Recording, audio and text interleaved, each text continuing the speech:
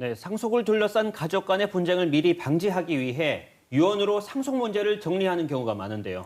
그런데 법이 정하는 유언 절차를 지키지 않아 무효가 되는 경우가 적지 않다고 합니다. 상속 유언을 할 때 유의점은 무엇인지 강수영 변호사와 함께 이야기 나눠보겠습니다. 안녕하십니까? 안녕하세요. 네, 최근 영상으로 녹화된 유언이 법적으로 효력을 인정받지 못한 경우가 있었는데 어떤 내용입니까? 네, 지난 10월 22일 대법원에서 선고된 사건입니다. A씨는 지난 2018년 1월에요. 내가 가진 땅 모두 장남과 차남에게 주겠다. 딸들은 장남, 차남으로부터 현금 2천만 원씩 받아라. 이런 취지의 유언을 했고요. 이 유언하는 장면을 차남이 녹화를 했습니다.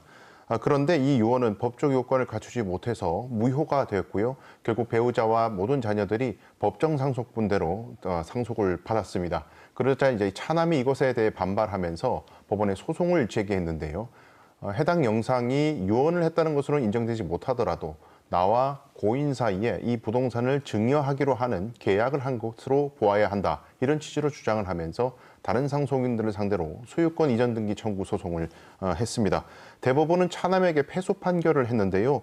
먼저 증여의 효력을 인정하려면 주는 사람과 받는 사람 사이에 청약과 승낙, 즉 의사의 합치가 있었다는 것을 증명해야 하는데 영상만으로는 인정하기 어렵다라는 근거를 냈는데 더 나아가서 살펴보면 이러한 증여를 인정하면 유언의 형식을 대단히 까다롭게 보고 있는 우리 법의 취지가 훼손된다는 그런 고려가 있었던 것으로 보입니다. 네, 그렇다면 말씀하시는 유언의 형식이라는 건 어떻게 되는 건지 궁금합니다. 네, 우리 법원이요. 그 민법이 정하는 유언 5가지만 인정을 하고 있는데 사소한 형식, 절차 하나라도 빠지면 효력을 인정하지 않고 있습니다. 이렇게 엄격하게 보는 이유는 유언을 둘러싼 분쟁이 워낙 많기 때문인데요. 그래서 정형화된 형식을 무조건 갖추도록 사실상 강제하고 있는 것입니다. 우리 민법이 인정하는 유형 5가지는 자필증서유언, 녹음유언, 그리고 공증유언, 비밀증서유언, 구수증서유언 이 5가지인데 자필증서유언은 반드시 유언자의 손글씨로 유언의 내용과 작성 연월일, 주소, 성명을 기재를 해야 되고 도장까지 날인을 해야 합니다. 그리고 녹음유언은 자필증서와 똑같은 내용을 유언자가 말로 구술을 하고 이것을 녹음을 하되 반드시 증인이 한 명이 있어야 하고 해당 증인도 자신의 이름을 이야기하는 것이 녹음이 돼야 됩니다. 그리고 공증유언은요, 공증인가가 있는 공증인과 증인 2명 앞에서 유언을 말로 하고 공증인이 이를 공정증서로 작성하는 방식인데 법률 전문가가 개입되기 때문에 가장 널리 사용되는 방식입니다. 그리고 비밀증서는 2명 이상의 증인이 보는 앞에서 문서 형식으로 일단 유언장을 작성한 뒤에 봉투로 밀봉을 하고 이 봉투 겉면에 유언자와 증인 2명 모두의 이름과 서명이 다 된 뒤에 날인도 된 뒤에 5일 이내에 법원으로부터 확정 일자를 받는 것을 의미합니다. 마지막으로 구수증서는 질병이나 건강 상태 때문에 굉장히 급박한 사정이 있어서 앞서 말씀드린 그런 유언의 형식을 갖추지 못할 때에 할 수 있는 것인데요. 증인의 2명 앞에서 일단 말로써 유언을 하면 증인 중 1명이 이것을 필기한 후에 낭독을 합니다. 그리고 이 낭독서에다가 모든 사람들의 서명과 날인을 한 뒤에 7일 이내 법원의 검인을 받아야 합니다.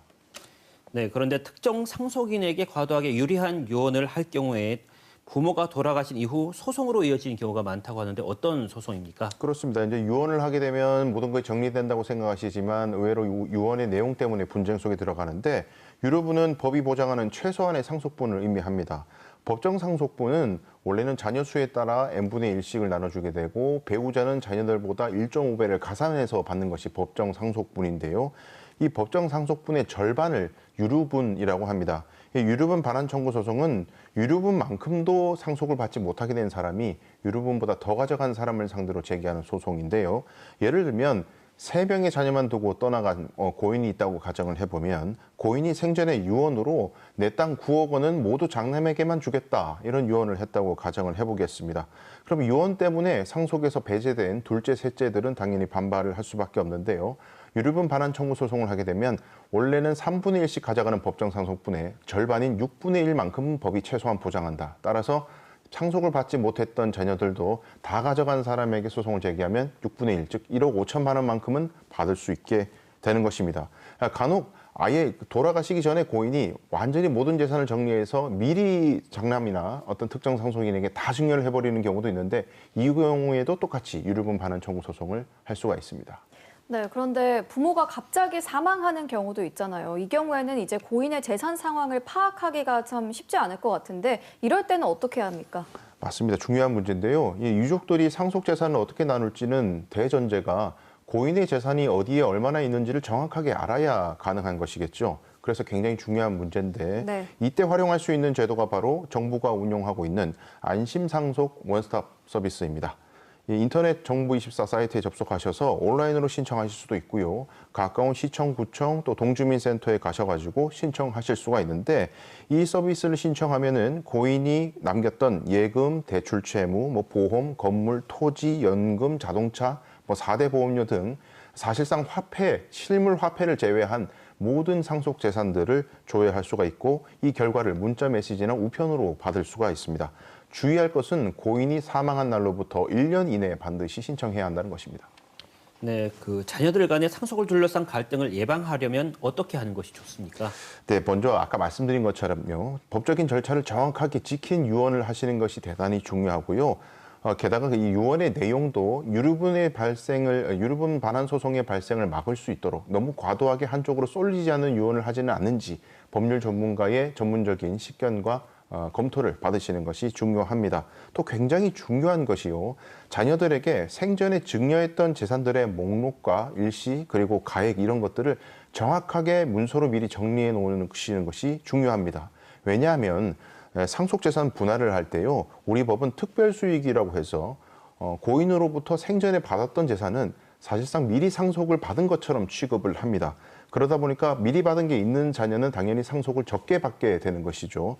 그러다 보니 자녀들이 이제 고인이 사망하고 난 뒤에는 서로 간에 과거에 당신도 부모에게 많은 재산을 받지 않았느냐 이런 취지로 서로 싸우게 되고 소송전 가운데서 수십 년 전 금융 기록이라든지 재산 내역들을 조회하면서 아주 소송이 장기화되고 감정이 완전히 상하게 되는 일이 많기 때문에 미리 이런 분쟁을 방지하도록 하는 것이 중요하다고 봅니다. 네, 친절한 법 오늘은 상속위원회 절차와 관련 소송에 대해서 알아봤습니다. 오늘 말씀 고맙습니다.